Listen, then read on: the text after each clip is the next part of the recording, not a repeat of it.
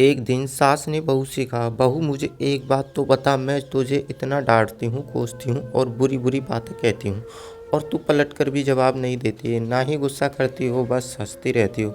बहू को तो जैसे सुनाने को कहानी मिल गई। कहने लगी, माँ जी आपको एक बात बता दूँ, जब मैं छोटी थी तो मुझे हमेशा ऐसा लगता था कि मेरी माँ मेरी सगी माँ नहीं है, क्योंकि वह मुझसे घर के सारे काम करवाती थी।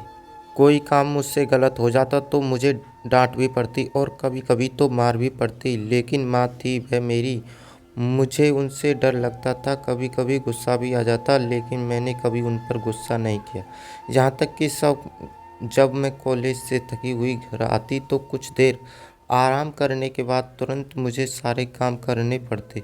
फिर जब मैं मेरी भाभियाँ आईं तो मेरे सारे काम और ज़्यादा बढ़ गए। होना तो यह चाहिए था कि बहू आई तो सारी जिम्मेदारियां उस पर डाल दी जाएं, लेकिन माँ ने फिर भी मुझसे ही सारा काम करवाया। कभी कभी तो भाभीियों के काम भी मुझसे करवाए और कहती, कर दिया करो, कुछ नहीं होगा, तुम्हें ही आसानी होगी जब तुम अपने ससुराल जाओगी। मुझे बहुत गुस्सा आता कि माँ भाभीियों का काम भी मुझसे ही करवाती और उन्हें डांटती भी नहीं। फिर मेरी शादी के 2 दिन पहले मेरी माँ ने मुझसे प्यार से अपने पास बिठाया और कहने लगी, बेटा आज तक समझना कि मैं तेरी सास थी।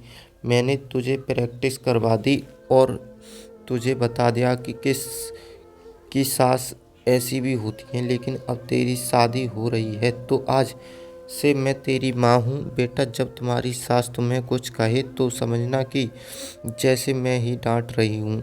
बस यही बात थी माँ जी कि मुझे आपकी बातें बुरी नहीं लगती, क्योंकि मेरी माँ ने मुझे प्रैक्टिस करवा कर भेजा है और आप तो मुझे इतना डांटती भी नहीं जितना मेरी माँ डांटा करती थी। इतना कहकर बहू हंसते हुए किचन में चली गई और सास सोचते रह गई कि क्या सच में बेटियों की प्रशिक्षण ऐसे ही करना चाहिए। आप क्या कहते हैं इस कहानी से? अपनी राय कमेंट में बॉक्स में ज़रूर दें।